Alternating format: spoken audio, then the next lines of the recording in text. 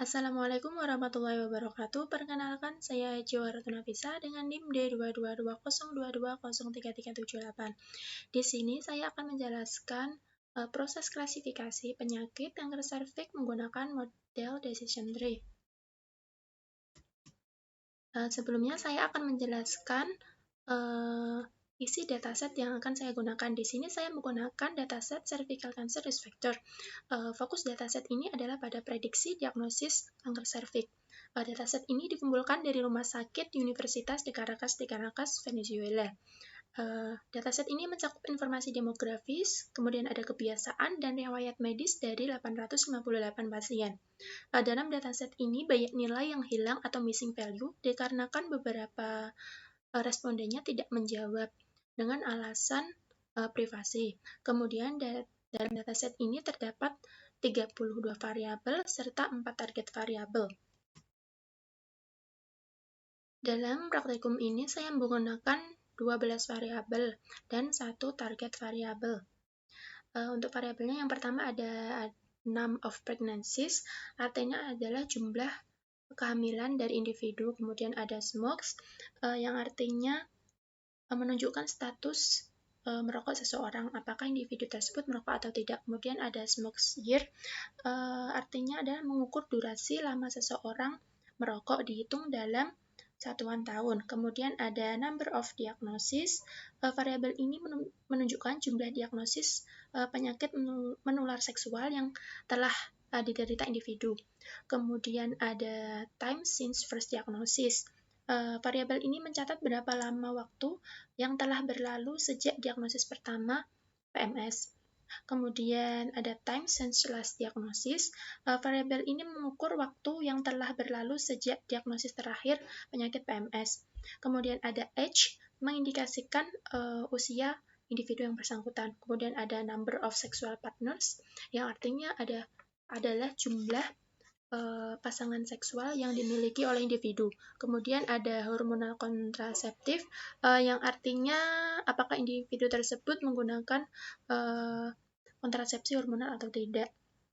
Kemudian ada IUD years, variabel ini mengukur berapa lama seseorang telah menggunakan alat kontrasepsi. Kemudian yang selanjutnya ada sifilis, variabel ini mencatat apakah individu tersebut pernah terdiagnosis sifilis atau salah satu jenis penyakit menular seksual. Kemudian ada pelvic inflammatory disease, yang artinya apakah individu tersebut pernah terdiagnosis penyakit radang panggul. Kemudian untuk target variabelnya sendiri saya menggunakan biopsi. Biopsi sendiri adalah proses pengambilan sebagian jaringan dari tubuh yang digunakan sebagai sampel laboratorium untuk mendeteksi adanya kelainan pada tubuh. Untuk target variabelnya sendiri terdiri dari angka 1 dan 0. Untuk angka 1 sendiri menunjukkan apakah individu tersebut merupakan pasien dari penyakit kanker serviks. Kemudian angka 0 menunjukkan bahwa individu tersebut bukan merupakan pasien kanker serviks. Selanjutnya adalah mengenai model atau metode yang saya gunakan. Di sini saya menggunakan model decision tree, di mana model ini merupakan model yang memprediksi menggunakan bentuk struktur pohon yang mana menghasilkan sebuah keputusan, di mana setiap cabangnya mewakili aturan keputusan yang dapat diikuti untuk mencapai prediksi. Alasan saya menggunakan metode ini karena bisa memprediksi pasien dan bukan pasien kanker serviks dengan nilai performance yang lebih tinggi dibandingkan dengan metode yang lainnya. Selanjutnya adalah proses pengolahan data.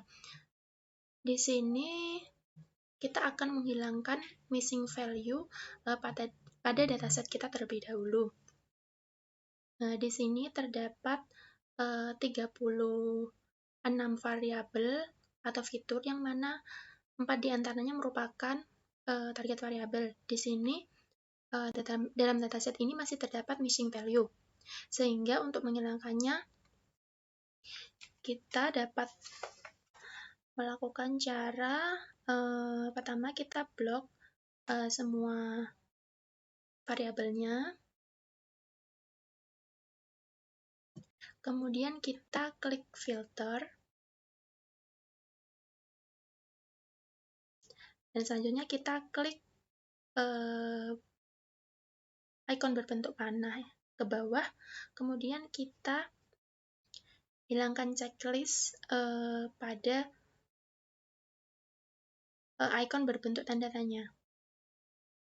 Kita hilangkan checklistnya, kemudian OK. Kita lakukan hal yang sama pada variabel yang terdapat missing value. Kemudian hasilnya akan menjadi seperti ini. Setelah saya hilangkan semua missing dari beberapa variabel. Di sini saya telah memilih 12 variabel yang akan saya gunakan dan satu target variabel yang akan saya gunakan.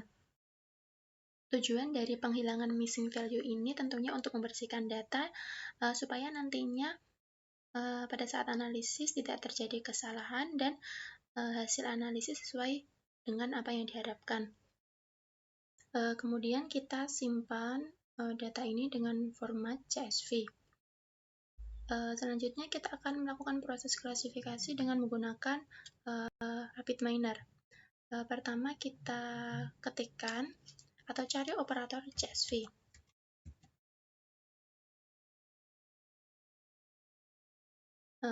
Fungsi dari read CSV sendiri adalah untuk membaca dataset kita yang telah kita simpan tadi dengan format CSV. Kemudian kita import data yang sudah kita simpan.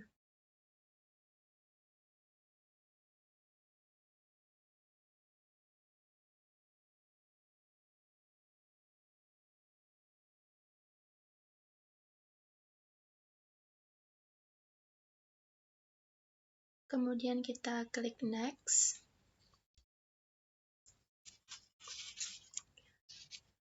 Kemudian kita klik next. Di sini kita ubah tipe variabel dari 12 variabelnya menjadi tipe integer.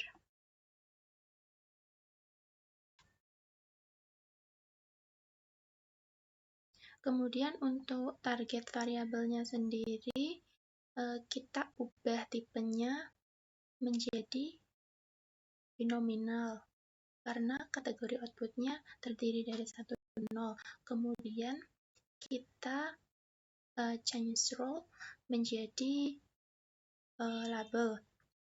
Fungsi dari label ini adalah sebagai penanda bahwa variabel ini akan menjadi target atau output yang akan kita prediksi nantinya. Kemudian kita klik OK dan finish. Kemudian kita sambungkan out ke rest. Kita klik run untuk menampilkan hasil.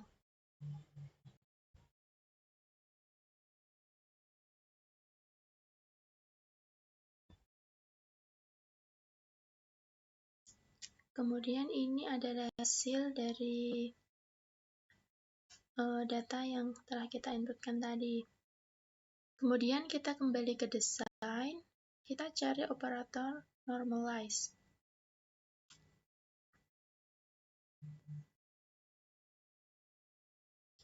Untuk operator normalize sendiri, fungsinya adalah agar semua variabel berada pada rentan yang sama, yang artinya tidak ada variabel yang dominan hanya karena variabel tersebut memiliki nilai yang lebih tinggi. Kemudian kita sambungkan pada rest. Ini adalah data yang sudah kita normalisasi. Kemudian kita kembali lagi ke desain dan kita cari PCA, operator PCA atau Principal Component Analysis. Nah, fungsi dari PCA sendiri adalah untuk mengurangi atribut dataset dengan membuat kelompok data utama yang mewakili semua variabelnya. Kita sambungkan, dan kemudian kita run. Ini adalah hasil dari PCA. Kemudian kita kembali lagi ke desain. Kita cari model yang akan kita gunakan di sini. Saya menggunakan decision tree.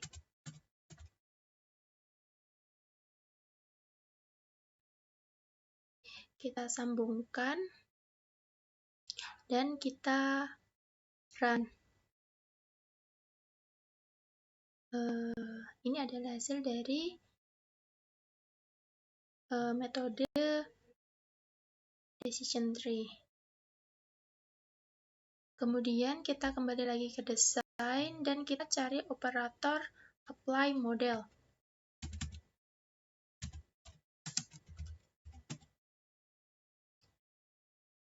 Fungsi dari operator ini sendiri adalah menguji data dari hasil operator decision tree. Kemudian kita sambungkan. Dan selanjutnya kita cari operator performance.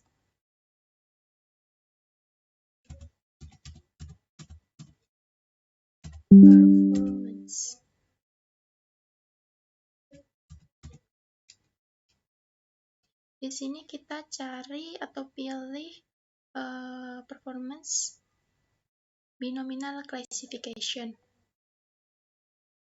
Karena target dari variabel kita adalah binomial. Kemudian kita sambungkan.